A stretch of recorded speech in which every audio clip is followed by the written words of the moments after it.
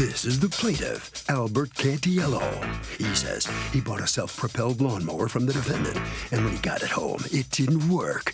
The defendant assured him everything was in perfect working order, which it wasn't. And when he brought the thing back, the guy mushed him in the face. When he told him he would see him in court, the nut guy told him he had a gun. He went to the cops, filed this lawsuit, and here they are. He's suing for $120, the amount he paid. This is the defendant, Bob Engler. He says the guy started up the machine to test it out and actually cut half of his lawn with it. Then a month later, the guy comes back pounding on his door with his fist, cussing and swearing, claiming he ripped him off. The big fellow was acting like a lunatic, so he pushed him out of his garage. Bottom line, the plaintiff broke the machine and he isn't getting any money back. He's accused of mowing a guy down. All parties, please raise your right hands. Be seated, come to order, please. Litigants have been sworn, Your Honor. Thank you, Douglas. You're welcome in. Albert Cantiello, you are suing Bob Engler for $120 that you paid him for a Toro lawnmower, which you believe has turned out to be junk. What happened? Well, Your Honor, Labor Day weekend, I was shopping for a self-propelled lawnmower, and I ran across this website. What was it called? Let Go. Craigslist. Called Let Go. Craigslist or Let Go? You put it on both. Yes. All right, so it's a lawnmower. It was how old? How old was the lawnmower? About 7 years old. All right. So did you go to his house and check it out?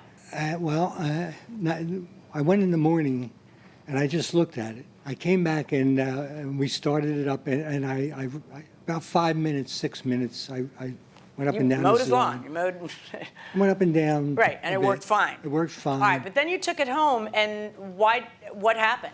You bought it, you paid him $120, is that correct? Yes, ma'am. All right, and then there's no paperwork on the transaction, right? No, ma'am. No. All right, so you bring it home, and do you have the actual advertisement that you put up? Yes, ma'am. May I see it? Do you have the advertisement that he put up? No. All right, so to everyone within the sound of my voice, if you ever buy anything on the internet, you want to print out the advertisement, because that's kind of like your warranty. Like whatever the person puts in there are the parameters of the sale. So particularly in a case where you don't have an invoice or a proposal or a contract, you know, all there is what was advertised on the internet. So you got to print it out anytime you buy anything on the internet, unless it's like Amazon.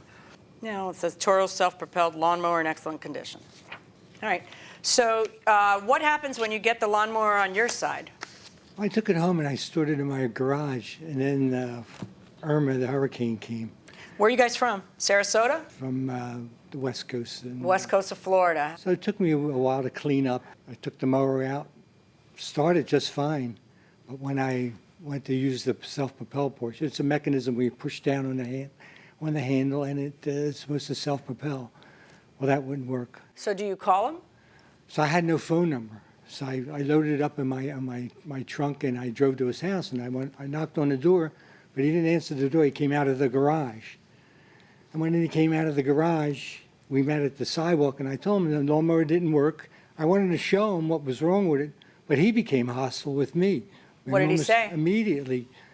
He said, the lawnmower worked, I'm not giving you your money back. He turned around and he started to walk back in his garage. Right before he entered into the garage, he spun around real fast, and with the palms of both of his hands, it was more of a punch than a push. He punched me in the chest. He punched you like that? Bang. That's a push, but okay. Not a push, and my neck whipped back. A punch is this. A push is that. Oh, it's okay. like that's a hard push. I got you. And my neck whipped back, and I was stunned that he put his hands on me. And where were you when he put his hands on you? Were you walking into his garage? As he was entering the garage, were you following him? I was following him, okay. Yeah. Telling him that the lawnmower didn't work. Were you mad? And of course I was mad, yeah. Okay. Then he gets to the end of the garage. He pushes the button for the door to go down, and for some reason he has to tell me I have a gun. In his words, I have a gun. And I took the lawnmower out of my trunk, and I actually started it up so that he can at some point come out and see that the lawnmower doesn't work. So I went, and then I went to the police and I filed And it. you left. You left it there running on his front lawn. I left it running, and okay, so you come out. Tell me your version of how things went. Well, he showed up at my house. We tried the lawnmower before he actually left and went to lunch. He then proceeds down my driveway and onto my grass and actually cut half my front grass. And then he puts it back in the garage and makes a statement. I have one more to look at. And I said, fine, no problem. And I got to have some lunch. I said, no problem. I said, call me when you want to come back, if you want to come back. Well, he calls, he comes back, he says, I'll take it. No problem. He says, but I had to have lunch. I was asking 125. He says, I only have 120. I said, yeah, that's all right. $5, no problem. So we packed it in his car, off he goes. And Your Honor, that was 3 weeks before we had our hurricanes. And I don't know if you know about Florida, but we have we have got to cut our grass every 5 to 7 days. I do. Or you don't get through it. Yeah. Anything I would buy, whether it was new or used, I'd want to take it home and use it. So he comes to your house. Tell me about the encounter at the house. Welcome back to the People's Court. Harvey Levin here. So is it too risky to buy used items off of Craigslist or eBay? What do you say? No, probably not. Why? Because they can say anything about their product, even if it's not true. Yeah, that's true, but, you know, there's a lot of good stuff out there. But it's dicey, isn't it? No. Why? I don't know. It's like, well, everything's a risk in life, I think. Everything's a risk in life, but you have no idea who the person is who's selling it, right? And they can say anything they want about it. Yeah, because anybody could say that it's either new, old, or it could say... And it works, it doesn't work. Would you buy a used item off of eBay or Craigslist? Maybe. It depends on if you see the item first. Okay. See, they're going to some refrigerator was on the fritz there. And look what happens with eBay and Craigslist going inside the courtroom. Then he comes back the day after the hurricane, maybe the second day after the hurricane, and not knocks on my door, pounds on my door, all right? I never answer the front door because we have dogs, and they can run out. I always go around and come through the garage. My garage door is always open during the day. He met me at the garage just yelling and screaming, cursing and swearing. I haven't heard words like that, and I used to work in a factory. Okay. Very irate and got right, it was in my garage and got right in my face to the point where I'd had enough, and I pushed him out of the garage and told him to get off my property, and then shut the door. And he's even like this as the door went. Still yelling? Yelling and screaming, Okay. cussing and swearing. Okay. All right? I went inside and I watched him from my front window take the lawnmower out of the car, start it up, put a bungee cord around the automatic release, a safety release, and leave it running in my front yard. Well, I left it running for 20 minutes, thinking he'd come back. Right. Never came back. And Went then out, what shut it off, put it back in the garage. About 2 hours later, I hear a nice knock on the door. I said, my wife even said, I think he's back. He's cooled off, you know. Come on up. I think he's cooled off. It was the Northport Police Department that did a police report. So the police officer was very nice. He tried to charge me with battery. Well, yeah, that's what I figured they'd be there about. Well, what ended up happening? And that didn't hold up either. So. Yeah, we're a stand your ground state, as everyone knows. And you're in a guy's garage, and all the guy does is push you out of his garage. I had to push him out of the garage. Yeah. So you did not get arrested, I take it? No, ma'am. Okay. And I am not here on a battery. I'm here on the lawnmower. Yes, ma'am. I presume that this was an as-is sale, as every used item is. But that's what when you buy something used, there's no warranties unless there's an explicit warranty. But you eventually find out what's wrong with it, right? What is wrong with it? He had busted the handle on it. Okay. How did he bust the handle? I have no idea, Your Honor. No, I mean, is it physically? Can you see it? I took it to a friend of mine who works on lawnmowers. He has his own lawn mowing service. And he says the handle was bent and broken. Okay. And something had slipped out that prevented it from self-propelling. Okay. He fixed and so it for me. He fixed it for how much? I have an you. agreement with him. So you got it fixed for free. And then you resold Good it. deeds for each other. And then I've resold it, have not heard a word since. How much did you resell it for? $125. Got his $5 back. I got my $5 back. And he had his lunch.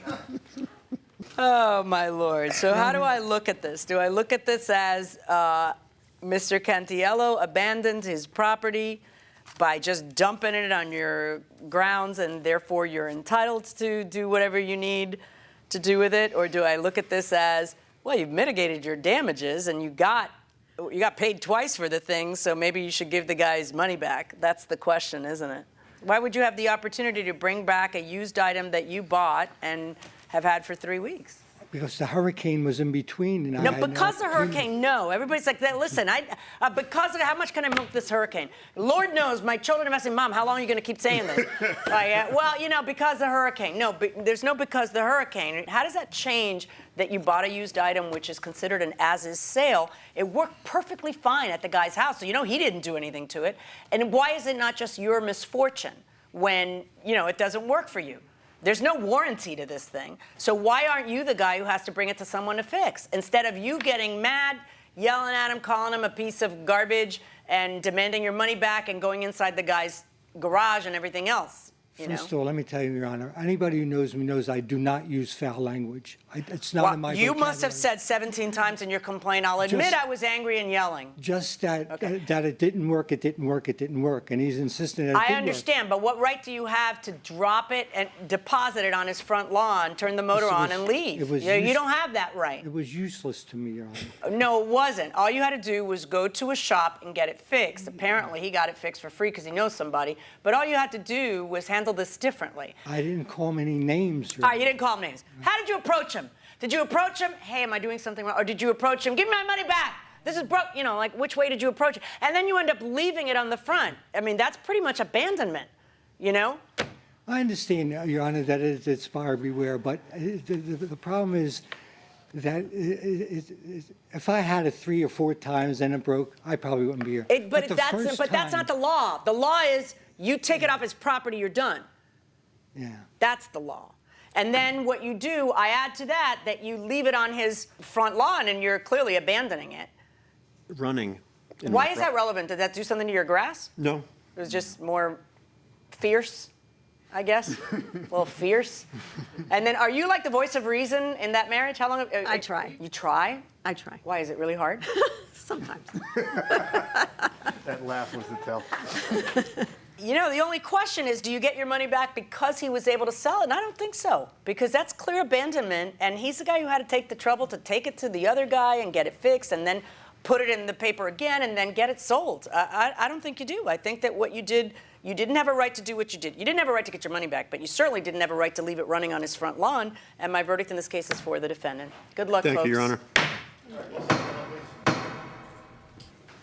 Well, it wasn't a good day for the plaintiff here and the people. You don't get your $125 back.